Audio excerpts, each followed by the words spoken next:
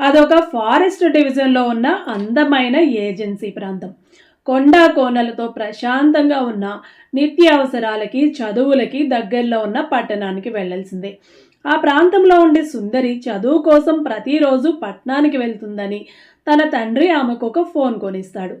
Phone చేతికి రాగానే కొత్తగా రెక్కలొచ్చినట్టుగా అనిపిస్తుంది సుందరికి. ఎక్కువగా ఫోనుతోనే గడుపుతూ ఉంటుంది. ఒకసారి సుందరి ఫోన్‌కి కాల్ మీ నౌ అని ఒక మెసేజ్ వస్తుంది. ఎవరు నన్ను ఫోన్ చేయమని మెసేజ్ చేశారని చాలా ఆత్రంగా ఆ నెంబర్‌కి ఫోన్ చేస్తుంది. హలో!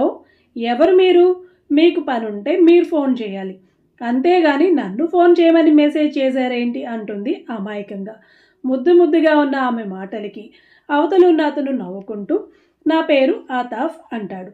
ఏంటి ఏదో మోస్ట్ వాంటెడ్ టెర్రరిస్ట్ అతాఫ్‌నన్నట్టు చెప్పావు? నువ్వు టెర్రరిస్ట్‌వా అని అడుగుతుంది. అతను కాదు అని చెప్తాడు. అదేగా నీకంత సీన్ లేదని నాకు ముందే తెలుసు అంటుంది. అలా ఇద్దరు చాలాసేపు మాట్లాడుకుంటారు. ఆ రోజు రాత్రంతా అతనికి సుందరి మాటలే గుర్తొస్తూ ఉంటాయి. అతను మోస్ట్ వాంటెడ్ టెర్రరిస్ట్ అతాఫ్. ఎన్నో బాంబ్ బ్లాస్టులతో ఎంతోమంది అమాయకులని పొట్టన పెట్టుకున్నాడు. అతనికి బాంబ్ బ్లాస్ట్ అంటే అదొక టాస్క్ అంతే. సక్సెస్ అయితే పార్టీ చేసుకోవటం, ఫెయిల్ అయితే తర్వాత టాస్క్ గురించి ఆలోచించడం. అతను ఏ రోజు అతను చేసింది తప్పని ఫీల్ అవ్వలేదు.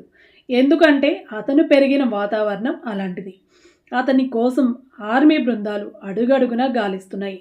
అతని పేరు తప్ప అతను ఎలా ఉంటాడో ఎవ్వరికీ తెలియదు. ఎప్పుడు బాంబులు, కాల్పులు అంటూ రక్తంతో నిండిన అతని జీవితానికి సుందరి పరిచయం మండుటెండలో వర్షపు చినుకులా హాయిగా అనిపిస్తుంది. తరచూ సుందరితో ఫోన్లో మాట్లాడుతూ ఉండేవాడు. సుందరి కూడా అతన్ని చాలా ఇష్టపడేది. అలా ఇద్దరు రాత్రి పగలు అనే తేడా లేకుండా వీలైనప్పుడల్లా ఫోనుల్లోనే గడుపుతూ ఉండేవారు. ఫోనుల్లోనే ఒకరి ఫోటోలు ఒకరు షేర్ చేసుకునేవారు. ఒకరినొకరు ప్రాణం కంటే ఎక్కువగా ఇష్టపడేవారు.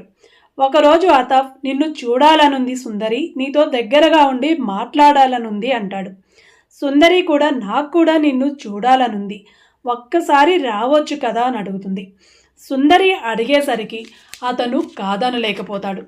తప్పకుండా 2-3 రోజుల్లో వచ్చి నిన్ను కలుస్తాను అంటాడు ఆతాఫ్. నీకోసం నేను ఎదురు చూస్తూ ఉంటాను అంటుంది సుందరి. ఆ రోజు అర్ధరాత్రి సుందరి ఇంటికి కొంతమంది దుండగులు వచ్చి వెళ్తారు. 2 రోజుల తర్వాత అతాఫ్ నేను మీ ఊరి చివరున్నాను సుందరి, నిన్ను ఎక్కడికొచ్చి కలవాలి అని అడుగుతాడు. సుందరి ఇంటికి వస్తే నాన్నకి తెలుస్తుంది. నీకోసం నేను గుడిలో ఎదురు చూస్తూ ఉంటాను, అక్కడికి రమ్మని చెప్పి అతనికి అడ్రస్ చెప్తుంది. సుందరి అతాఫ్ కోసం చీర కట్టుకొని అందంగా రెడీ అయ్యి గుడి దగ్గరికి వెళ్తుంది. అతాఫ్ గుడి దగ్గరికి వచ్చేసరికి సుందరి అమ్మవారికి దండం పెట్టుకుంటూ ఉంటుంది. సుందరిని చూడగానే అతాఫ్ పరుగు పరుగున వెళ్ళి సుందరిని గట్టిగా హత్తుకుంటాడు. సుందరి కూడా అతాఫ్ని గట్టిగా హత్తుకొని తన కన్నీళ్లని అస్త్రాలుగా చేసి తన పవిటని అమ్మ ముందు వెలుగుతున్న ద్వీపంలో వేస్తుంది. క్షణాల్లోనే మంటలిద్దరినీ చుట్టుముడతాయి. ఆ రోజు రాత్రి సుందరి ఇంటికి వచ్చింది దుండగులు కాదు, మారు వేషంలో ఉన్న ఆర్మీ ఆఫీసర్స్. అతాఫ్ మీద నిఘా పెట్టిన ఆర్మీ ఆఫీసర్లకి అతాఫ్ సుందరితో మాట్లాడుతున్న విషయం తెలుస్తుంది. వాళ్ళు అతాఫ్ ఫోన్ని ట్రాప్ చేస్తారు. వీళ్ళు మాట్లాడుకున్నవన్నీ వింటూ ఉంటారు. సుందరి ఒక ఇన్నోసెంట్ అని వాళ్ళకి అర్థమవుతుంది. అలాగే అతాఫ్ కూడా సుందరిని ప్రాణంగా ఇష్టపడుతున్నాడని, అతను ఆమెని కలవడానికి రాబోతున్నాడని అర్థమవుతుంది. వాళ్ళు సుందరిని కలిసి అతాఫ్ ఎంత పెద్ద టెర్రరిస్టో, అతను ఎంతమంది ప్రాణాలను బలి తీసుకున్నాడో ఆమెకి వివరంగా చెప్తారు. అతన్ని మట్టుబెట్టడానికి ఆర్మీ బెటాలియం మొత్తం పెద్ద సంఖ్యలో మారు వేషంలోనే ఆ చుట్టుపక్కల గస్తీ కాస్తూ ఉంటారు. ప్రాణంగా ప్రేమించిన అతని కోసం తన ప్రాణాన్ని కూడా సంతోషంగా ఇవ్వగలదు. అలాగే తన దేశం జోలికొస్తే అదే ప్రాణాన్ని ఆది పరాశక్తిలా మారి హతమార్చనుగలదు. అతాఫ్ కూడా అగ్నికిల్లలు చుట్టుముడుతున్న, ఒంటి మీద చర్మం కాలి కింద పడుతున్న బెసక్కుండా సుందరి భుజంపై తలవాల్చి ఆమెను మరింతగా హత్తుకొని ప్రాణం పోయే చివరి క్షణం వరకు ఆమె స్పర్శని ఆస్వాదిస్తూ ఉంటాడు.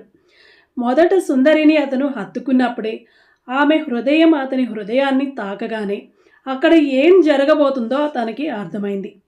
ప్రాణంగా ప్రేమించిన అమ్మాయి తన ప్రాణాన్నే బలి కోరితే తృణప్రాయంగా తన ప్రాణాన్ని ఆమెకి దాసోహం చేయాలని నిర్ణయించుకున్నాడు. అతన్ని మట్టుబెట్టడానికి వచ్చిన ఆర్మీ జవాన్లు సైతం వాళ్ళ ప్రేమని మెచ్చుకోకుండా ఉండలేకపోయారు. ఈ స్టోరీ నచ్చితే తప్పకుండా లైక్ చేయండి. స్టోరీపై మీ అభిప్రాయాన్ని కామెంట్ చేయండి. Please subscribe my channel. జై హింద్.